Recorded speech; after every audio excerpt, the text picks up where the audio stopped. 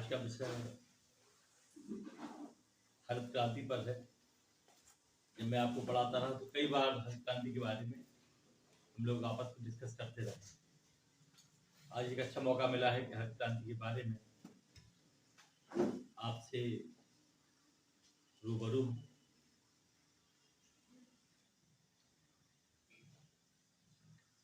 आज का विषय है हरित क्रांति वरदान या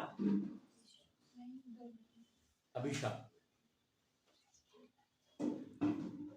वरदान का अतिरेय अभिशाप भी जाता है। जब वरदान का हम बेजा दुरुपयोग करने लगे तो अभिशाप में बदल जाता है। मैं कह रहा था कि जो वरदान का जो अतिरेय है वो अभिशाप है। हम देखते हैं हमारी पौराणिक कथाओं में जिन जिन को वरदान दिया गया उसमें सीमाएं भी लगाई गई। यदि रावण को भगवान शिव ने वरदान दिया तो उन्होंने उसमें कुछ सीमाएं भी जोड़ दी। जिसको भी वरदान दिया गया उसमें सीमाएं भी जुड़ी थी।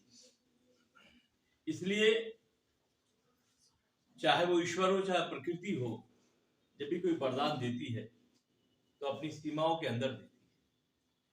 जब हम उन सीमाओं से परे जाते हैं तो अभिशाप में बदल जाता है।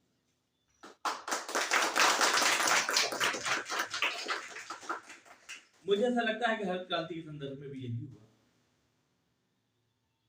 जैसा मैंने आपको बतलाया होगा पढ़ाते समय कि इस पृथ्वी पर मनुष्यों से संबंधित कोई पहली क्रांति थी, वो ये थी कि मनुष्य ने कृषि करना सीखा था।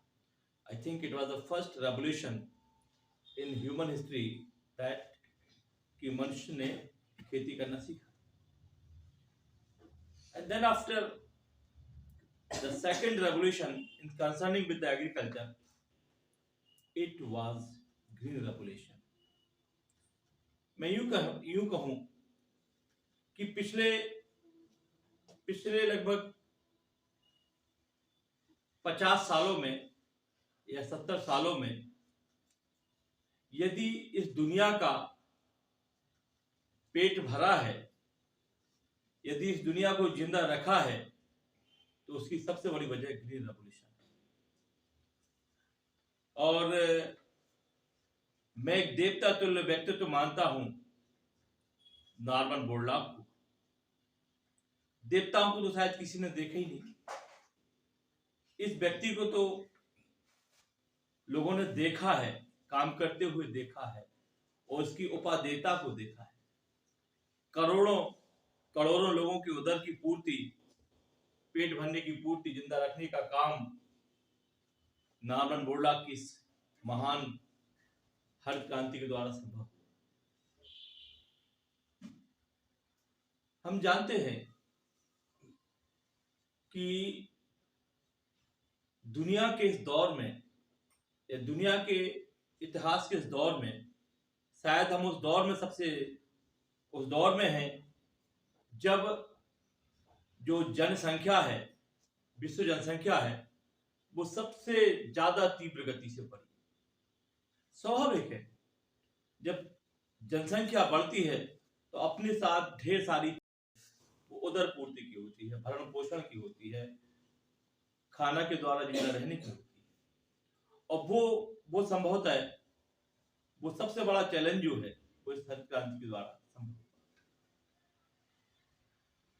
अब सारे बच्चों ने हरित क्रांति की उपादेयता के बारे में काफी कुछ बोला। मैं इसको एक दूसरे एंगल से देखना चाहता हूं कि यदि हरित क्रांति ना होती तो क्या होता। 60 के दशक में यदि हरित क्रांति ना होती तो क्या होता। तो बताओ भाई क्या होता, रिया, क्या होता? सर, आज जैसा क्रॉप प्रोडक्शन है शायद बहुत कम होता और भूखमरी भी होती हमारे इंडिया में बहुत ज्यादा। जनसंख्या कम होती। जनसंख्या कम होती। और भाई कोई लड़कों में से चलिए, मैंने आपसे प्रश्न किया कि हरित क्रांति ना होती तो क्या होता। हरित क्रांति ना होती तो निश्चित तौर पर संसार का एक बड़ा तबका भूख से मर जाता। इसलिए संसार को जीवित रखने में, इस संसार को जीवित रखने में एक बड़ा योगदान हरित क्रांति का है। लेकिन मैं अगला प्रश्न फिर पूछता हूं कि हरित क्रांति के बावजूद भी दुनिया का एक बड़ा तबका आज भी भूखों मर रहा है, आज भी भोजन के लिए जूझ रहा है। ऐसा क्यों? ऐसा आज के विषय में समाहित है। ये जो आप विरोधाभास देख रहे हैं कि हरित क्रांति के इतने चरण हो जाने के बावजूद भी दुनिया का एक बहुत बड़ा तबका आज भी भुखमरी का शिकार है। ये विरोधाभास इसलिए है, इस विरोधाभास को आज का विषय सिद्ध कर रहा है कि जब हरित क्रांति वरदान के रूप में सामने आती है तो वो सबका भरण पोषण कर देती है, और जब वो अभिशाप के रूप में सामने आती है तो भुखमरी पैदा करती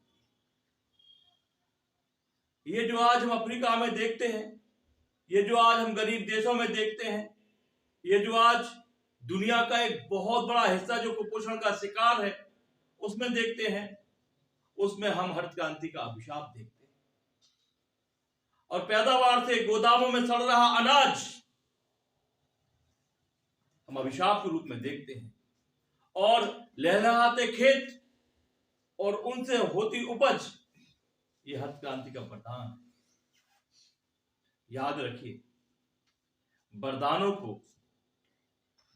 को रख पाना एक बहुत बड़ी चुनौती है, वरदानों को सिद्ध कर पाना एक बहुत बड़ी चुनौती है, वरदानों को सही जगह पर स्थापित कर पाना बड़ी चुनौती है। वरदान लेना बहुत आसान है, थोड़ी सी तपस्या कर लीजिए।